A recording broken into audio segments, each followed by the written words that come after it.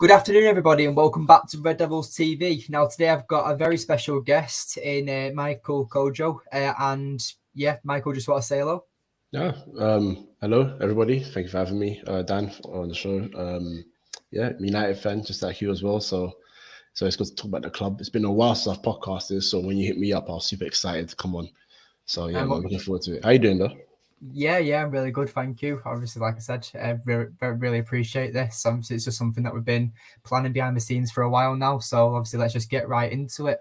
So obviously, as we know, Manchester United do face Real Madrid tomorrow. Are you going to be mental enough to wake up at 1:30 tomorrow morning to watch it? I might have to try and be. Well, it's going to be a difficult one because I've got to work and I have to get up about 7. But if I can somehow sleep throughout the day after my normal shift, why not? I'll tune in. Yeah.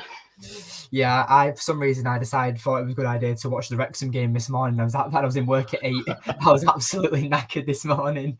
But it was an entertaining game against Wrexham, but obviously that's not the team that will be sending out to face Real Madrid, obviously, as we know, because our new keeper, Andre Onana, will be in line for his debut. And honestly, I'm really looking forward to this. The way that he's going to transform Manchester United, be able to help us play out from the back. Now, for his first game against Real Madrid, I think that's kind of a way to introduce yourself to the Man United fan base. So are you looking forward to seeing Onana play?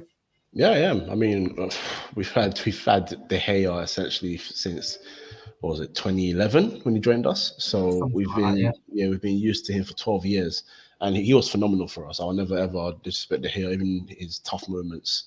I always have respect for him because, dare I say, in our toughest moments in the last, we won the league 10 years ago. Wow, in the last 10 years, he's been pretty much our savior for at least 5 of the seasons, and he's been an incredible goalkeeper for us.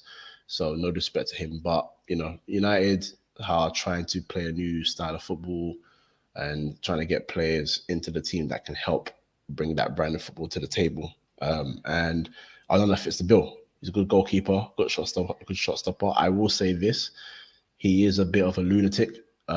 So for anyone that remembers, if I want to do a United comparison, Fabian Barthez, he's not afraid to take the ball out a little bit and go a bit crazy and dribble a bit. But like you said, we need to be a lot more efficient passing the ball out from the back. And he's the goalkeeper to do so, a lot more than De Gea anyway. So I'm interested to see how he does. I think he'll do well in the first game. Madrid is a nice taster. It is a friendly, but regardless, teams like Madrid, they go out there to make a statement in all games. So yeah, I'm excited to see him play.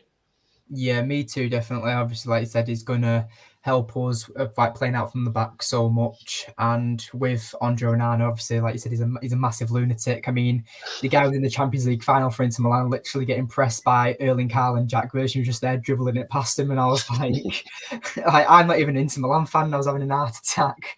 But it shows the confidence, which is what you want from your goalkeeper. Because if your goalkeeper has no confidence, like we've seen it can really affect their performances. But Andre Onana is definitely going to transform Manchester United, and I'm just looking forward to that partnership as well, because obviously Martinez has recently played with him as well at Ajax. Yeah. So no doubt that partnership will be blossomed quite quickly, and Varane, being the Rolls Royce that he is, obviously a very well drilled professional and has played with experienced goalkeepers who is very good at distribution as well. But yeah, Andre Onana, definitely looking forward to his debut, and hopefully we can get a clean sheet and defeat Real Madrid. Yeah. But just going on to something else is our young prospect in Kobbie Mainoo. Now, the reason why I put Mainoo versus Bellingham is that after Mainoo completely destroying Declan Rice, I'm pretty sure he can also destroy another £100 million signing. And, Mainoo is just looking brilliant. He's easing with confidence each game that we're seeing him in pre-season. Now, yes, it is only pre-season, but Mainoo is just looking way above the other players his own age. He looks very comfortable. He's calm, confident. What do you think about Mainoo and his performances so far? I'm impressed. I mean, for anyone that's seen our youth team over the years, we've had a lot of prospects come through. He's one of the most exciting ones because, like you said, he's mature above his age. Now I know a lot of people are not gonna like this, but he's kind of similar to a very young Paul Pogba. I've said the exact same thing. He reminds me so much of Paul Pogba. Exactly. And when Pogba was younger, I mean, obviously the reason why he left us in the first place is because he believed that he was ready for first team football. And Sir Alex Ferguson, in his wisdom, said, "We'll give you the first team football. You got to take your time." Whereas Juve said, "Well, here's a path into the first team straight away. We know the rest after that." But regardless, Manu is a very good, exciting prospect. The one thing I'd want us to do with him is just take our time with him. But he did well against Declan Rice, and that's the thing that Declan Rice gonna have to face now. You cost a lot of money, so Yeah. you're not if you're cooked by him or I don't know Philip Billing, whoever else you're gonna face in the near future, you could be in trouble. But yeah, no, I'm impressed by Kobe. He's so efficient on the ball. He's so relaxed, and I thought he was. Or I think he is more of a maybe like a box to box, sort of midfielder. But he also showed a ability to play almost like a number six. Take the ball out from the defenders and play long passes, short passes, link up plays. He's so good. So yeah, I'm excited, and I do long for the days where we used to also blood youngsters without having fear of how would they do. Some of them can be like a Ryan Giggs and go on to have a magical career, and some of them can be like a Makeda and have like the free moments of fame and then just go into the wilderness. But it's worth giving them a try, and Mainu is worth a try. He's so good. So I don't see any point in us sort of holding back and not letting him express himself. He's a good player, man. Yeah, definitely. And with Kobe Manu, I mean, you pretty much just listed all his brilliant attributes. The fact that he's so young and can play multiple positions like that, box to box, like also playing as a six. And you've also seen him as well. He was the one who started the first goal against Arsenal. Obviously, you had Tom Heaton who hoofed it up towards over the halfway line. Kobe Manu passes it to Bruno Fernandes, and the rest is history. Bruno Fernandes hits it past Aaron Ramsdale, and that's what we like to see. And this is what I'm also kind of liking with this new Eric Ten Hag system, with this 3-1-6 formation, with the way that we're putting these teams under pressure. Do you expect us to play that type of formation tonight against Real Madrid? Because Real Madrid, obviously, the Spanish giants, and they're a very world-class side. Do you think that United can try and brave it and try and use this formation, or do you think that Real Madrid is just too good for us to try and sacrifice and challenge that formation? Nah, with all the respect, I don't want us to go back into our show. And I know it's a friendly, but we've seen that too many times. I still have nightmares of when we were destroying the league and then one faithful night in Leicester and everything just came crumbling down. Believe in the football, believe in your style of play, believe in what you want to do. And I feel that Ten Hag has that. And I don't think a loss to Real Madrid in a friendly, or maybe watching how the game grows, if they are the more dominant side, I don't see him trying to fall away from his philosophy and his style of play and getting the players to try and dominate and get back into the game. And I think that's what we got to do throughout. There's no point in bringing in a bunch of new players that fit your style and having like I guess training styles where you're implementing your tactics into training and making sure the players get used to it. All the new players coming in. There's no point doing that if you're going to go into a game, see Madrid have the game for the first 10 minutes and say, yeah, we're not doing that fullback. No. Go in there, try and get control of the game. Even if you lose 5-0, I don't care. I just want to see that you're trying to implement your style of football. I want to see that you're trying to push the players to reach the level that you want them to reach. I don't see any point of going back against it. So, yeah, go with it. Work hard. I think the 3-1-6 is impressive because it gives you such a lot of attacking impetus and also winning the ball a lot higher up the pitch as well. With all due respect to those two, I love these two, Martinez and Varane, but I don't want to see them work. I don't want to see them work. I want to see them relaxed. I want to see the midfielders winning the ball. And if they do get the ball, it's because they receive the ball from a pass from their own player. I don't want to see them making tackles because that's how it should be. It should be a dominant performance on the ball, off the ball. So, yeah, I'm excited to see what he does. Just I'm going to ask you, for Real Madrid, considering the probably play Bellingham, say Valverde, Chouameni, who else they got? Kroos, Modric. Who would you want to see go up against them? That kind of midfield. I would probably say, I mean, like you said, we want to not be hidden in our shell. So I would really like to see the best side of Real Madrid. I want to see an experienced Modric linking up the play. I want to see the new Jude Bellingham, who everyone's hyping up about. I want to see maybe a Cruz or Tchouaméni in that number 6. I want the best version of Real Madrid, because realistically, if you want to compete with the best, you've got to beat the best. And Absolutely. no doubt United will come across Real Madrid or a team of the quality of Real Madrid in the Champions League this season. So we might as well get our practice in now. But no, like you said, I don't want to hide in our shell. I definitely want to go against the best form of Real Madrid, which for me is going to be a more impressive win or impressive performance, because again, it doesn't matter whether we win or lose.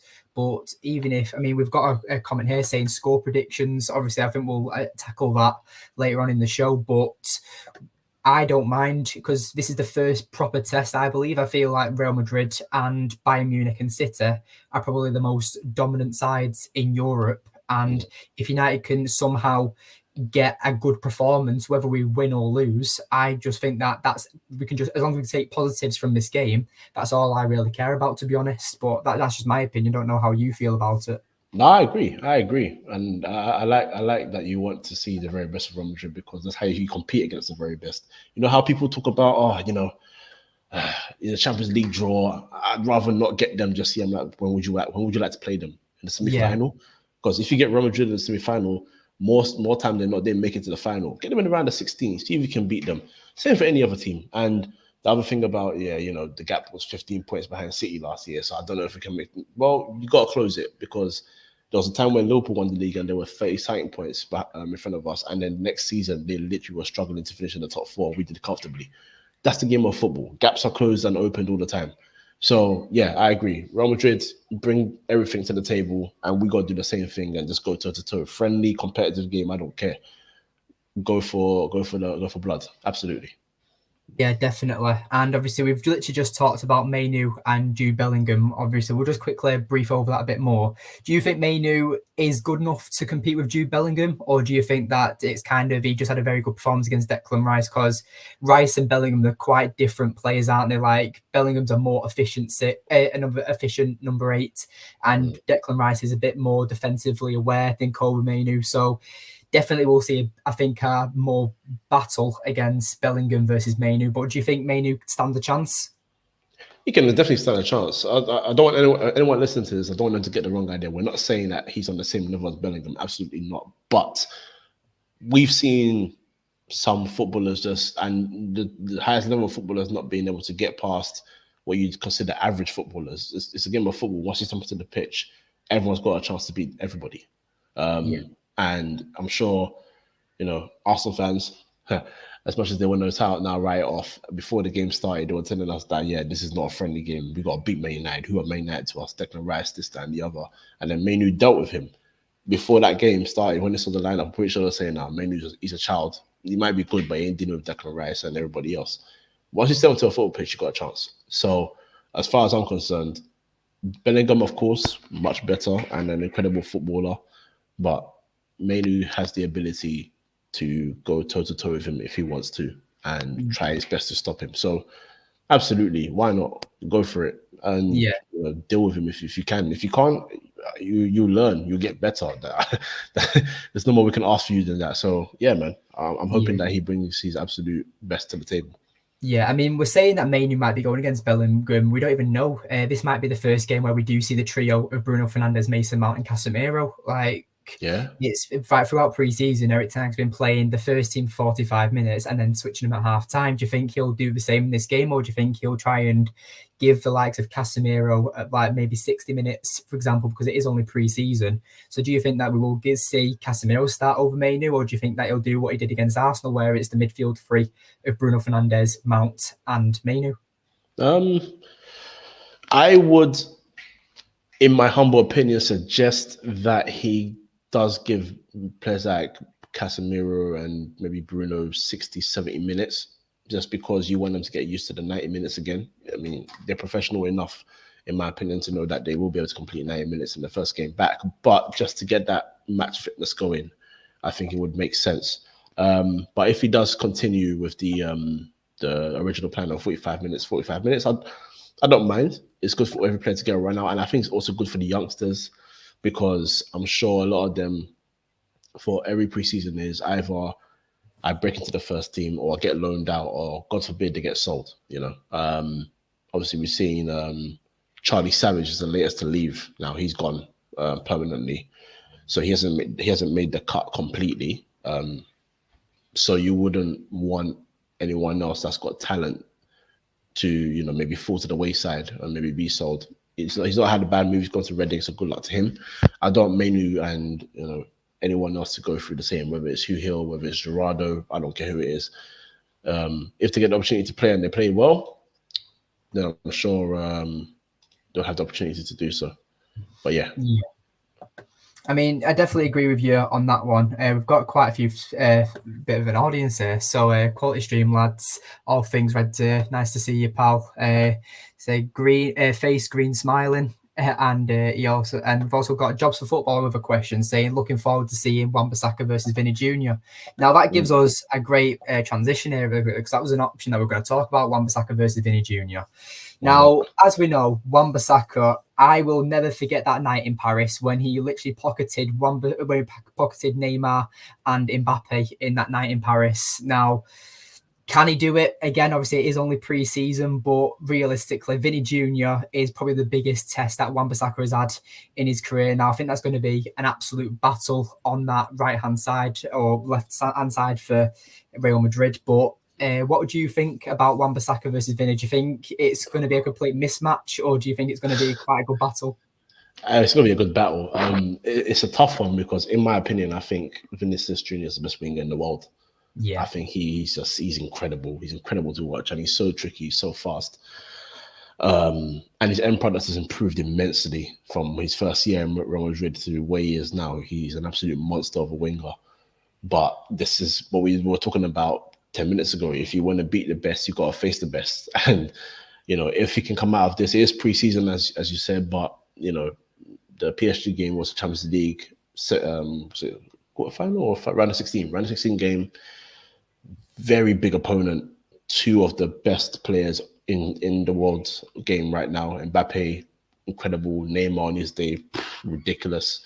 And he dealt with both of them. And in fact, it was a weaker team. Tuan Zebe as well was there doing his thing as well. Yeah. So the fact that they dealt with those guys, testament is through the roof. But I will say this. If he lets Vinicius beat him twice, he's in for a very long night because Vinicius, once he beats his opponent 2-3 times, he just keeps coming to victimize you every time. That's his thing because he knows he can. So it will be quite a job for Wan-Bissaka, but I'm happy about Wan-Bissaka being able to be in this position again because I genuinely thought going on halfway through last season that he would be out this summer.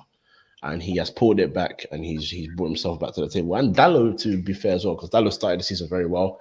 He did fall off a little bit after the World Cup, but they've both done well to revive the United careers because I'm sure most United fans, including myself, were saying we need a new right back. And the fact that we're quite content with these two, I still do feel like we do need an improvement, but the fact is I'm very, very comfortable with the fact that there are two right backs for the season. I don't have an issue with that. So yeah, good luck to him against Vinicius. That's all I can say because Vinicius has beaten so many right backs. He's a nightmare. Yeah. But like you said there, with Wan-Bissaka, you thought early in the season we thought that he'd be on his way out this summer, and Diogo Dalot was going to be the main right back. But obviously, Dalot dropped form after his injury after the World Cup, and the resurgence from Wan-Bissaka he's literally made us all fall in love with him again and remember why we love him so much in this fan base. But bit of a tricky question. Who do you rather as the starting right back? Do you prefer Wan-Bissaka or Dalot? Because you have that extra defensive cover with Wan-Bissaka, but going forward, we know how threatening Diogo Dalot is. So who would you rather have in your starting 11? That is a tricky question. Okay. I'm going to say Wan-Bissaka for now. Just because towards the end of last season, and I was lucky enough as well to go to Old Trafford a couple of times, which was really nice towards the end of the season. Maybe I didn't notice it before, but I feel like his attacking game has improved. and it was the home game against Everton. It was a very comfortable game. We dealt with them. I think we beat them 2-0 on the night. McTominay scored and someone else scored. I can't remember who the other person was. But he had two chances where you would hope that he would tuck them away because they were easy chances. But for a right back, maybe it's not his natural thing. But it just showed that not only was he good defensively, but he was also getting into really good attacking positions, whether it's to help create or even to score a chance for himself. So I will start with him. And I think Dalot needs that wake up call because as much as I say he fell off a little bit after the World Cup, I think a bit of complacency came into his game. I think some footballers of this generation, when they get a bit comfortable, they know that they're not going to lose their position, they do tend to fall off a little bit. I'm not saying that's on purpose, but when complacency comes into your game, naturally you do make more mistakes. It's just a part and parcel of the game, and I think it's part and parcel of life in most jobs. If you haven't got someone challenging your position, you will make mistakes here and there. So I would start with Wan-Bissaka, and I think that would be good for Dalot because I feel like Wan-Bissaka isn't someone who needs motivation. He will stay motivated whether he's starting or not. Whereas I think Dalot just needs that extra push. Because Dalot's mentality kind of reminds me a lot like Luke Shaw. We saw Luke Shaw; he was very inconsistent until we bring in a new left back, and then he be Roberto Carlos again, where he's just absolutely brilliant. Like that's the obviously consistency of Luke Shaw. But actually, I want to speak a bit about Luke Shaw. So me and my granddad, we watch pretty much every game together, and he's got the impression that he thinks that Shaw should now start. Now he's getting a lot older, and now his pace is kind of lacking a little bit. Okay. My granddad said that maybe he should start playing Luke Shaw as the backup left back.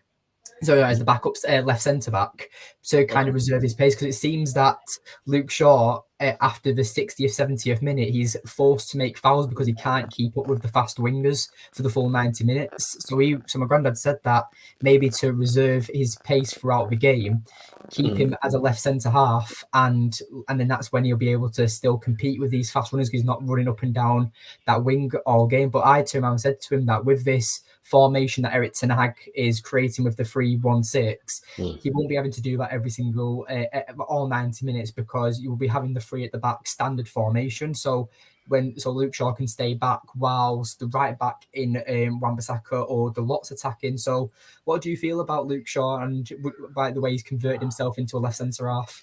I've not thought about that. That's a good point. I like that conversation you had because that's got me thinking. I didn't think about the pace element because has he been solo? I didn't notice that.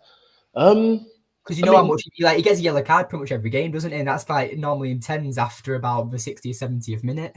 So it's just that is something that my granddad pointed out on, and I didn't even notice it until he mentioned it. So again, I just thought it was a very interesting take that he had on. No, I think that's spot on because even now you mentioned the yellow cards, I did remember a time when I was in a group chat and I got frustrated. I said, why does he keep getting yellow cards? But I didn't think about why, and that's interesting.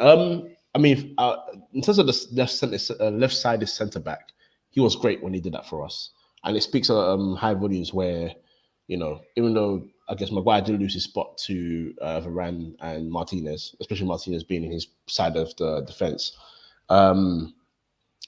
Considering that, the fact that he was next in line when one of them was missing and he aced it, I can't speak high enough of him. I think he's incredible. He's been incredible in that position for us. It's a point actually, because I guess if we get a new left back, the thing is Malacia has sort of been a 50-50. He came in fiery, he was aggressive, he was quick left back, exciting, and then he sort of again complacency came into his game as well, and he didn't play well. So if Shaw was to be that option, considering we lost out on Kim Min-jae, and I don't know if we're going to sign another centre back, that is a good option to have actually. You know what? I don't mind it. Maybe getting a new left back is a good idea because that also will help push them too as well. Because then you've got Malacia saying, "Okay, you brought me in last summer. Maybe you're not convinced by me. You haven't sold me, but you brought someone else into my position. Maybe I need to push on."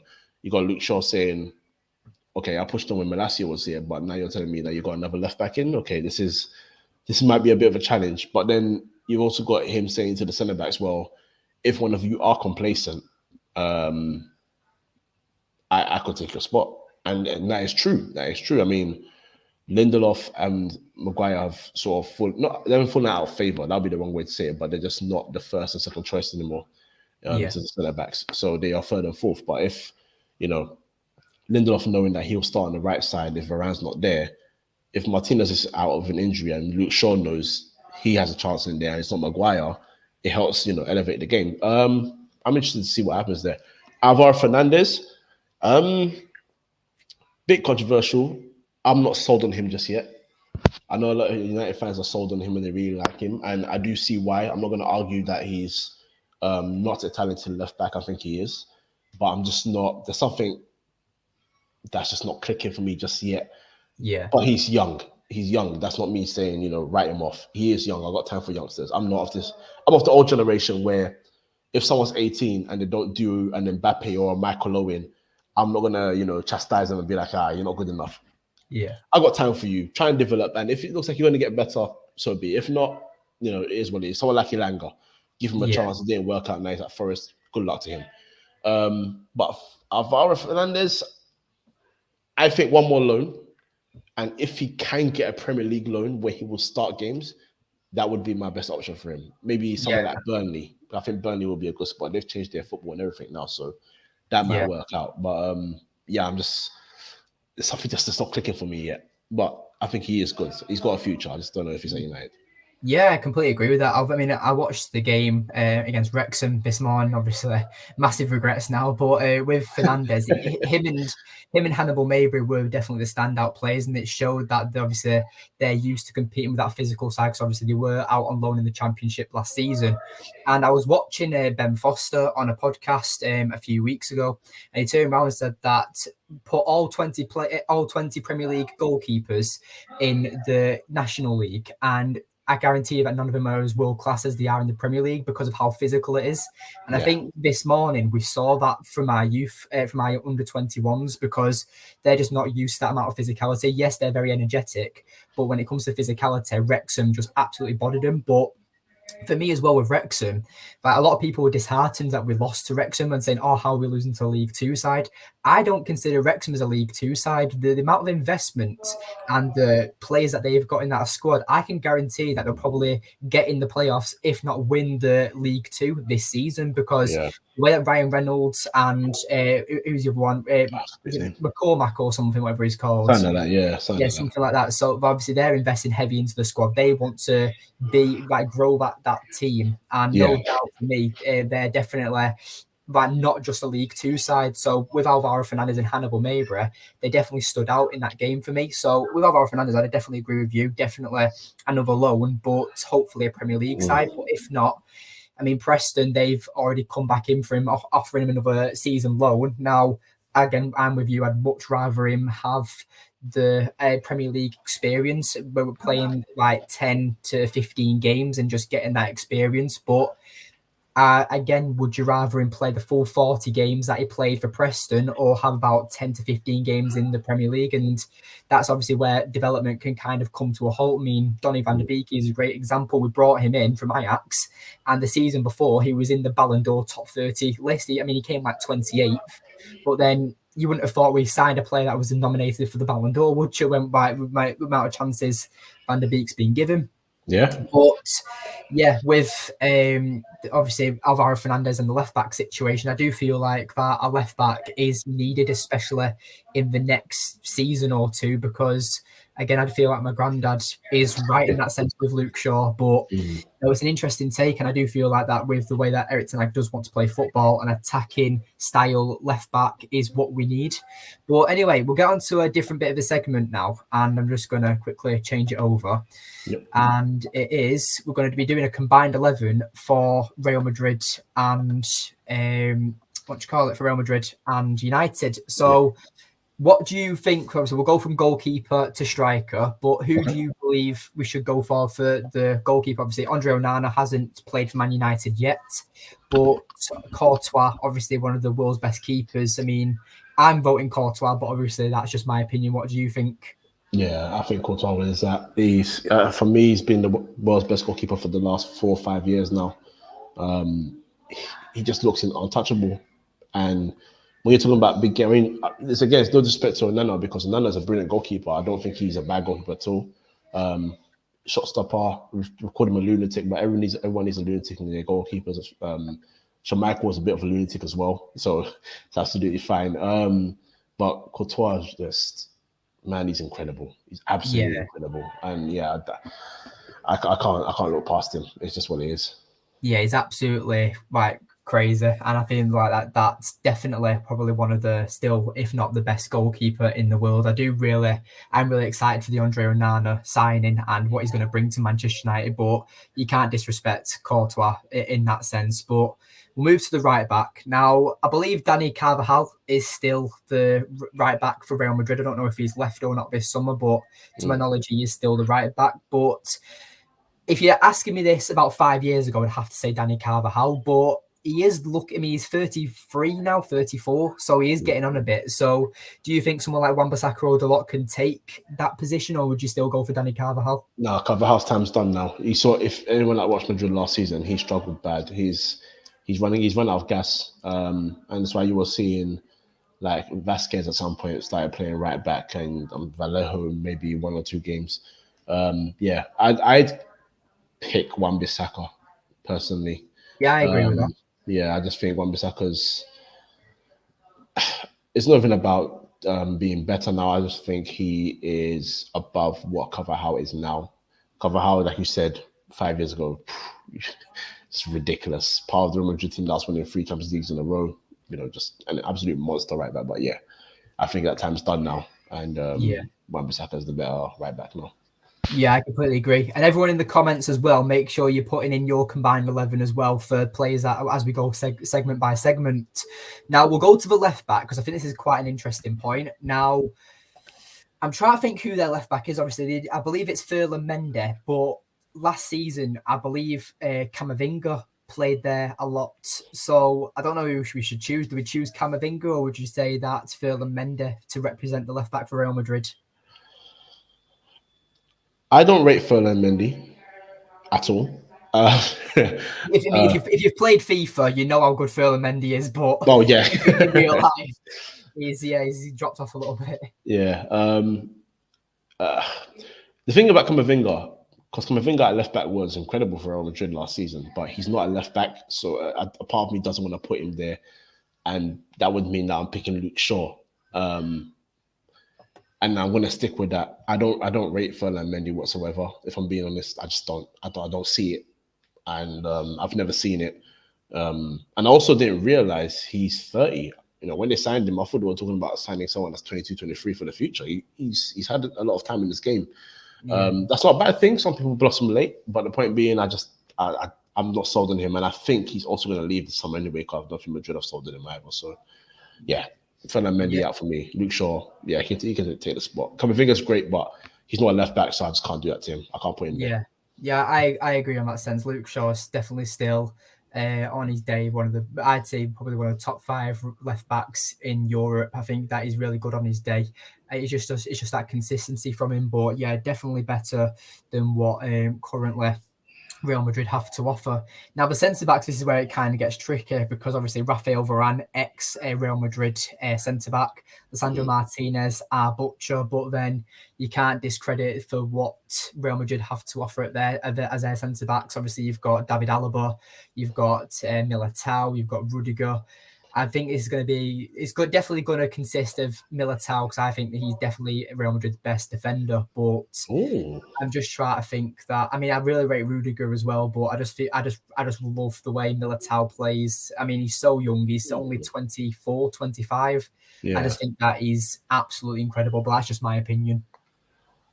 The best centre back one, that's the one I was stuck on because I do think it's Rudiger. I'm still confused at how Real Madrid picked the team for the second leg against City because I don't know why Rudiger was dropped. I think Rudiger had a handle over Haaland. I think he dealt with him so well. Yeah. If you're asking me to pick, I'm going to say that the 2 centre-back positions will be taken by Real Madrid centre-backs. Yeah. Varane and Martinez are incredible, absolutely incredible, but I think Rudiger takes number 1 spot for sure. He's just come on leaps and bounds. And you know, I'll go Militao. I was thinking Alaba, but I think Alaba is a good centre back, but I think he's just a bit more better as an attacker.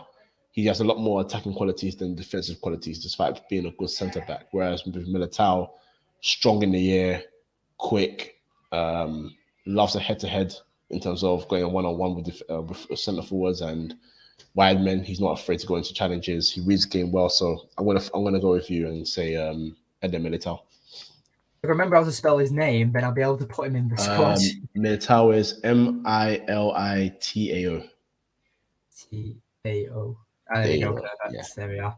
Yeah, it's one of them awkward Brazilian names, really. But for me, I just feel like we've kind of got it spot on at the moment. I think that's also where Real Madrid kind of went wrong last season to losing the title to Barcelona. The fact that the fullbacks are definitely a weak area in their team.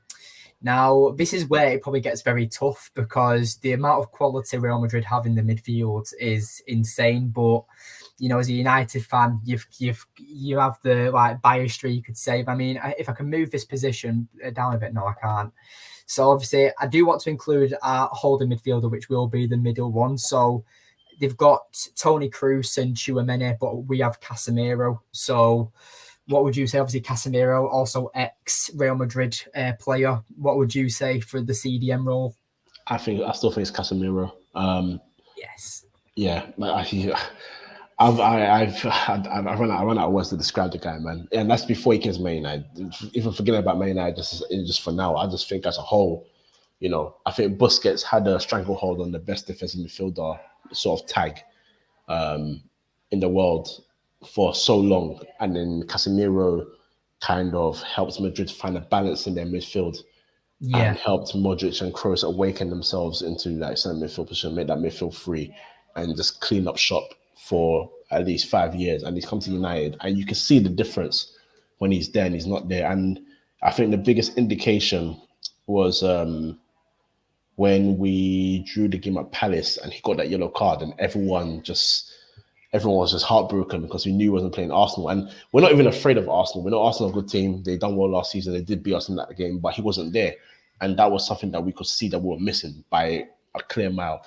And dare I say, with Real Madrid, in the first leg, they did well against City, but in the second leg, I feel like they needed a calming, just strong, defensive-minded midfielder just to hold things when City were getting on top.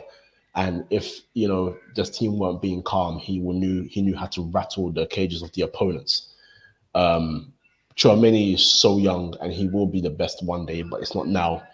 Toni Kroos is a bit more of a centre midfielder than a defensive midfielder for me. Incredible passing ability, by the way. Strikes the ball cleaner than most people, but Casemiro, beautiful, absolutely beautiful. Yeah, he's the perfect hold midfield, and that's why I find it so disrespectful when Premier League fans want to compare him to Thomas Partey and Rodri. I mean, yes, they are very good players, but Casemiro, it's literally like the Paul Scholes, Lampard, and Gerrard debate. Paul Scholes was literally appreciated by Zidane. All these amazing legends that everyone loves internationally, and he turned around and said, because I believe it was a story where a reporter asked how does it feel to be the best midfielder in the world, and he turned around and said that, why are you speaking to me? Go speak to Paul Scholes or something. Oh yeah, yeah. That's what I mean, and so many Premier League fans in Lampard and Gerrard, both brilliant players, but Paul Scholes has that appreciation from a player like Zidane, who is definitely one of the greatest midfielders of all time. Yeah. So if he's getting the Paul Scholes green tick, then I feel like everyone else in the Premier League needs to accept that. And I feel like it's the exact same comparison with Casemiro. The fact that I'm not disregarding Rodri, a brilliant holder midfielder, but Thomas Partey, it's kind of like, it's like kind of turning up to the Formula One with flat tires. That's literally what Thomas Partey's like in that comparison with them two players. But we'll get on to the midfield. Now, this is where I feel like it is so purposely Real Madrid players. I love Bruno Fernandes, and I'm starting to love Mason Mount.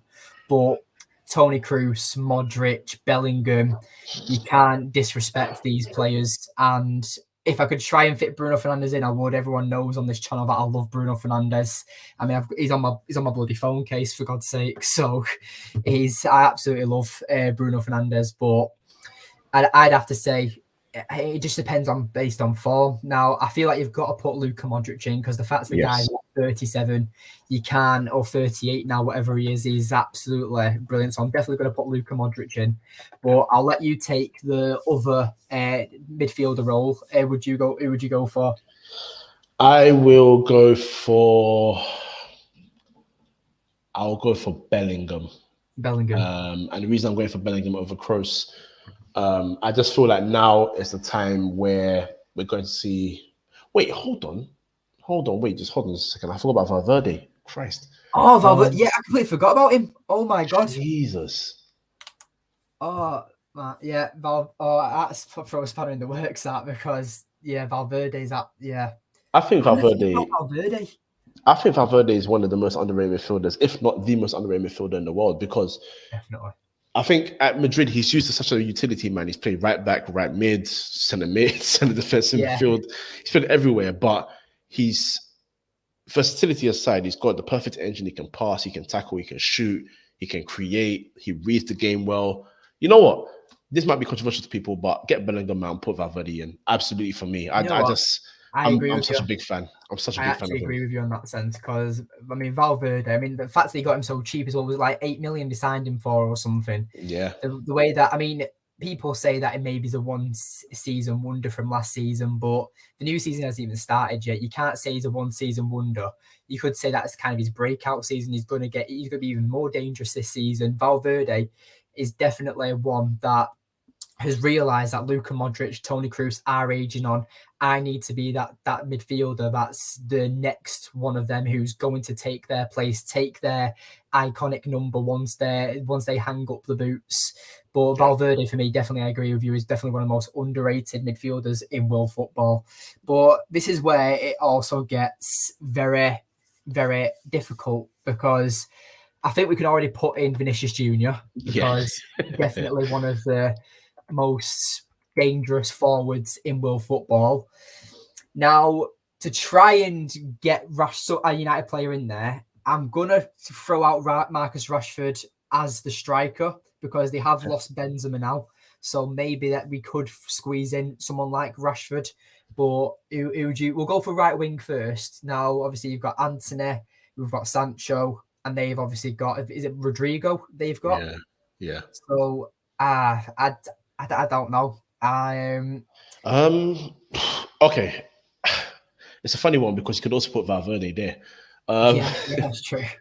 I'm gonna go Rodrigo, and the reason I'm going Rodrigo for now is because I would love to say Antony and Sancho, especially Sancho, because I think if you just look at ability-wise, Sancho is an incredible talent, but the fact is Sancho has not hit the heights that you wanted to hit yet.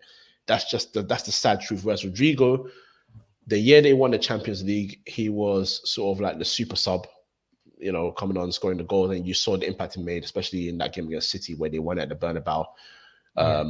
But then you can also argue last year he came of age and was very much making a front three with Benzema and Vinicius. And I just think he's a bit more efficient than the other two. I think that's just what it comes down to. All three of them will have incredible ability, but I think if you're looking for ability and efficiency right now, Rodrigo just trumps both of them. And we have, unfortunately, it's sad to say it, because I do genuinely believe Antony is going to be a better player next season, and I hope he is. And I think Sancho is showing glimpses of being able to give Ten Hag exactly what he's looking for now. I think now he's starting to show a bit of that in preseason. Preseason and competitive football are two very different beasts, but it's always nice to see that you're starting to get into the groove of the football that he's showing. And the big thing that he's doing is that he's flipping shooting more, for goodness sake. He's actually hitting the trigger this time. So I'm hoping next season, if we come back to this next season, Rodrigo is not in there, it's Sancho's. But right now, I have to give it to Rodrigo, unfortunately.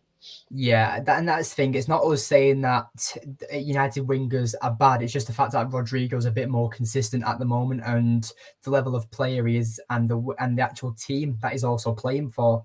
But Antony and Sancho, I do agree that Antony, he's now had his adjustment period for the Premier League, and he's definitely going to be hitting the back of the net a lot more. I believe he's definitely going to be a bit more consistent. And Jadon Sancho, quite interesting that we are playing him as that centre forward role at the moment throughout pre-season. And Erik ten Hag has come out and said in this press conference for the Real Madrid game that Sancho plays better in central positions. Now, I don't know whether he's going to try and revert Sancho to a number 10 or as that false 9, but I do think it's a very interesting take of what Erik ten Hag has said about him, because for so long, I've always said that Sancho's best position is on the right-hand side. I've never liked him as that inverted winger, because I just feel like that he panics too much, and he feels like he needs to take too much time on the ball, when on the right-hand side, he's more creative by bringing crosses into the box. And as well, he seems a bit more confident on there because he stays out a lot more wide compared to the fullback. So I definitely think Sancho is more of a right winger, but if Erik ten Hag is seeing him play better in these central roles, then I'm all for it, because if we can get the best out of Sancho, then he can silence everyone who called him a flop, because I still refuse to call Sancho a flop, because I know the player is in there. I watched him at Borussia Dortmund religiously. He's absolutely incredible when he was at Dortmund, and I want to see that player in a United shirt because of how dangerous he was, and especially that link up with Erling Haaland. That partnership was just absolutely lethal, and I just feel like that I want to see that version of Sancho. But we'll get onto the striker, obviously, the last position. I don't even know who Real Madrid's striker is at the moment. Obviously, Benzema has gone to Saudi Arabia. I know we've signed a new striker who begins with a J, but I really can't think of what his name is. But United don't have a striker either. I know his name. Is it Gerardo? Is it Gerardo? Gerardo? I think it's Gerardo. Something like that, yeah. Yeah. Yeah, they're in a tough position considering the strike. I mean, losing Benzema is monumental. So, oh no, not Gerardo. Gerardo is plays for us. It's Joselu. That's his name. Yeah. Yeah, he's I'm not gonna put him there. There's no chance I'm putting him there. It's gonna have to be Rashford. It's gonna have to be Rashford. Yeah. Which is fine by me. Because I will say this right now, I don't care about fitness or not being fit and ability to link up and all that stuff. For the last 4 years, and it will stay continuous, I've not been a fan of Anthony Martial. I know United fans will say, I know about Martial FC. And I know what United fans will say, and I get it. When he does come in to play and, maybe he helps link up the play a bit better, and maybe that's when we play our better football with him in the number 9 position. But the fact is, just like I criticize maybe a Firmino or a Jesus or whoever else of that ilk, your job as a number 9 for me is to score goals. And I will always point to the season. Funny, it was his best season under us, number-wise, under Solskjaer. When he was the number 9, he was scoring goals. But my issue was he scored, I think, 2 or 3 goals against Burnley at Turf Moor. And he, in his interview, said that the manager will be happy because he finally got into attacking positions to score goals. And I'm like, well, you're a number 9. That's what you should be doing. I get all the other stuff around it, and I'm not trying to discredit that. I know it helps the team build and, other players get into positions to score goals as well. So to spread around the team nicely. I understand that and I respect it. But you have to score goals. You have to. It's just what it is for me at the end of the day. And that's also a big reason why I think Arsenal didn't win the league last year, because we can bring it down to nervousness or City being more experienced, considering they've won the last couple of league titles. But my thing is, if you are going to win the title, you need your number 9 to score goals, and it's a reoccurring theme, because when we won the titles that we did, Van Persie, Cole, York, Sheringham, Solskjaer, Ruud van Nistelrooy, the list goes on. And then when Arsenal won the league, Thierry Henry, when it was, and Ian Wright, Nicolas Anelka, when he was there, Chelsea, Drogba, the list goes on, and City, Aguero, and Haaland. They're goal scorers. Your 9 needs to score goals. He doesn't do that. Rashford was criticised so much by United fan base in the last 3 years, but he has much better numbers. So even though I will criticize a lot of his performances because they're not good enough, I think that's fair for us to say. He's doing his job. He's getting the numbers for the team, and that's what we need. You can talk about positional play and helping the team get into his rhythm with his tactical approach and all that stuff. But you need someone to bring in the goals to help your team get results. And he's been doing that. And that's why we need another striker, because he can't be the only one doing that again. Bruno's numbers have fallen off a cliff. He's still good, but his numbers have fallen off a cliff. Yeah. Martial's not fit enough to even consider him getting past 20 goals in the season, let alone 15. So, yeah, I would love to say, Martial, but it just can't be him. But hopefully, we're going to speak into existence. Next season, we're talking about Højlund. So definitely. I'd love to see Rasmus Højlund, because I've kind of backed up Højlund a lot, because so many fans on Twitter are, one, very toxic and very negative about this Rasmus Højlund. Like, they're saying, oh, he's only scored like this amount of goals in the Serie A. I'm like, hang on a minute. This guy is 19 years old in his first season in the Serie A, which is known for producing solid defenders. Yeah. And you say, and he's not even like he's playing for the best side. They're comparing him to Victor Osimhen, who's literally just won the league. The guy's playing for Atalanta. Yep. Like, I just don't understand why so many people are comparing him to Osimhen, Kane, like Goncalo Ramos. All these players, it frustrates the life out of me, because if you've actually watched Atalanta play, you'll see what he brings. Even if you watched him when he played for Denmark, you'll see the traits. And no doubt, the reason why Erik ten Hag wants him is, one, the pressing from the front, another one is strength, and he's got a good eye for goal, and he's solid with both feet. And I could sit here and label the list of how good Rasmus Højlund is, and he's only just turned 20. He turned 20 in April. We're getting a young player for once. And he's already rejected PSG. PSG have offered him a higher wage. United apparently offered him about 100k a week. PSG have offered him around 150k a week. He's rejected him because he wants the Manchester United project. And this is what I love now, because this is the Ten Hag effect. And I've been mentioning this a few times on the channel, that players now are starting to turn down other big clubs because they want to be a part of Manchester United. They want to be a part of this Erik ten Hag project. And I mean, you see it with Mason Mount. He rejected Liverpool, and they went out and got McAllister and this Szoboszlai, whatever he's called. Yes. Obviously, you've got Amrabat, who's also recently rejected Liverpool after they've lost Henderson and Fabinho, because he wants the Man United move. And so many Liverpool fans, especially, are very bitter about this, and I absolutely love it, because I'm just soaking it in. Because all the times when we had Mourinho and he wanted Fabinho, and he went to Liverpool, and we were rejected after so many players, and I'm just loving it now that these players want to join Manchester United, because it shows that they're not coming for the money anymore. They're coming for the project, and they want to be a part of it, which is, for me, absolutely incredible. But definitely with definitely with what's he called, Højlund, I definitely believe he will be a top player. And if we sign him, whether it's for the 60 million or the 70 million, whatever it is, I would honestly go for it, because Bruno Fernandes as well created the most chances out of any other player in the Premier League last season. We didn't have an out-and-out number 9. Imagine Højlund and Rashford getting on them chances, or even Antony now he's more comfortable in the Premier League. I just can't wait to see it. But let's have a look who's in the comments here. Simon Davis says that, mate, I couldn't agree more. Put the ball in the onion bag. I don't know what that means, but but yeah. And someone said that, why don't you have a dono button? I don't believe I've made it that far yet. I don't think I've made enough subscribers yet, but yeah, I don't. I've not got a dono button yet, but thank you for obviously asking about that. But yeah, I've not got enough subscribers yet. So if you can subscribe and like the video, it is massively appreciated. But yeah, obviously we're against Real Madrid. I'm going to ask you for your score predictions. Obviously, it is pre-season, so anything can happen. But going off what we've talked about today, obviously we've done a combined 11. Obviously Vinicius Jr. And all the players that we've mentioned. What is your score prediction for tomorrow night or tomorrow morning's game, whatever you want to call it?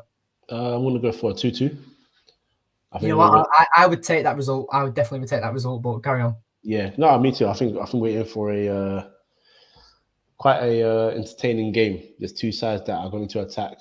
Madrid are not the kind of team to sit back unless they have like full intent to, dangerously counter-attack you. So, I think we're going to go for a 2-2. I think we'll get goals. I think all goals are going to come in the second half, funny enough. So yeah, we're gonna go 2-2, and hopefully we can get someone like Mason. I want Mason Mount to get on the scoreline. I think it's about time just to give him that boost of confidence because football fans toxic. They're already getting onto him, and I'm already tired of it. Let him, even stuff like him not signing a shirt because someone's harassed him for the last half an hour. Oh my god, that's stupid. But what I want to talk about as well is that just quickly about Mason Mount. Obviously, we hope we get him. He gets on the score sheet. What I do like is that obviously he's been brought in to be this more pressing number 8. Yes. But what I love as well is that Bruno Fernandes is also staying a bit further back, and Mason Mount is also going forward up the pitch to be that number 10 as well. This is what is going to be perfect because when one's attacking, one's staying back, and so when Mason Mount's running into the box, Bruno Fernandes is staying on the edge of the box, and that's what I love to see because it shows that this. Not what I'm trying to think what it's called, but the way that they're just swapping the positions and stuff, I just believe that it's going to increase both goals and assists for both players, and the partnership that it's going to build is going to be absolutely incredible. But Simon Davis says 2-1 Madrid. Now, Simon Davis is a City fan, but you know what? Even if Madrid do win 2-1, if we can say we went toe-to-toe with Real Madrid, I would actually take a 2-1 loss because Real Madrid, again, one of the most dominant sides in Europe. They have been over the last decade, even longer than that. No doubt, if United can go toe-to-toe with Real Madrid and put up a good performance, I would definitely take that all night long, and it will be worth getting up at 1:30 in the morning for. But honestly, you've been an amazing guest, as always. I've had a question here. Can you do a watch-along? Now, I do live with my parents. I can give it a try, but I'm not too sure. I've never done a watch along before, but if that's something you'd like to see, then yes, we can try and organise that and start watch alongs on this channel. Obviously, we've only recently started live streaming, so yeah, I really appreciate that. If you do want to see a watch along, let me know and we'll sort something out. But Anne as well saying great show. Thank you very much.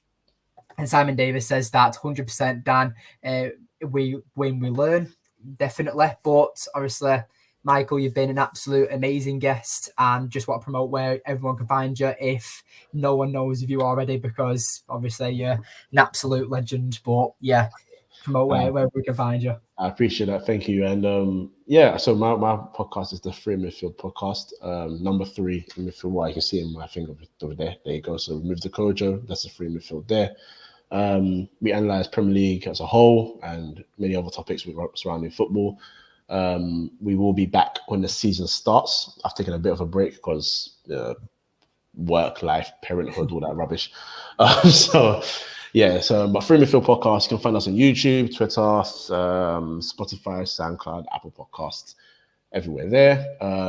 Daniel will definitely be invited soon. Funny enough, when you messaged me, so I've made a list because I've never actually done this before, but I've made a list of people that I've actually wanted to invite for a while, and I said, let me write it down because my thing is variety. I like a lot of different opinions, and I don't want the same voices all the time. And it got to a point where my podcast was doing that. But I value your opinions, and judging by the comments alone, if anyone that's new here for the first time, that you're onto a good channel over here as well. So make sure you like and subscribe to this channel as well. If you haven't, make sure you do. And first time here. What's your? Oh, so you see, there you go. It's another person here. First time. So make sure you subscribe to this channel. It's a great channel. And yeah, Free Midfield Podcast. You can find us anywhere you want, and we'll be back whenever the season starts. I think it's August 17th or something like that. I don't know. But something like that. Yeah.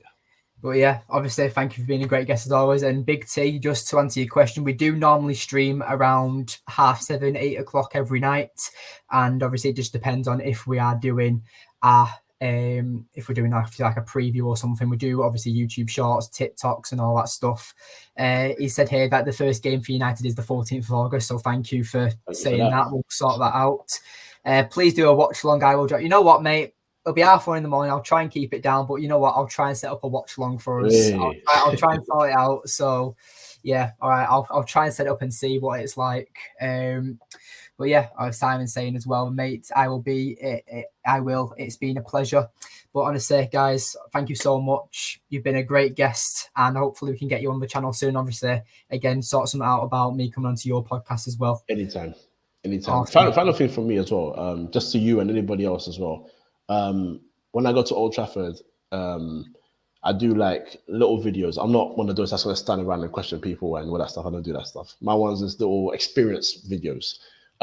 So what I like to do is just as I'm walking up the stands, I just pan the stadium, and that's my recording. But for anyone that wants to, you know, when I say record content, just to enjoy the experience. I'm not gonna interview you like I don't know, United stand all those people. I don't do that stuff. My thing is more just go on with your normal day and enjoy the experience of the stadium and the game, but also just add a little something to it where, you know, you record a little something for yourself, also for yourself to keep and have your memories. Because I think it's going to every game at Old Trafford, it just feels magical, regardless of what the owners have not done with the stadium. But anyway, that's another discussion for another day. But yeah, thank you so much for having me, and I appreciate you, man. Thank you so much. No worries. Honestly, thank you for being here as always, and thank you to the comments. I've seen some new faces here today, so hopefully, if you are crazy enough as us to be watching at 1:30 in the morning, we will try and set up a watch along. But yeah, obviously, guys, thank you for watching. Obviously, subscribe if you are new. But yeah, I've been Dan. Obviously, I've had a great guest in Michael today. So yeah, thank you for watching, and we'll see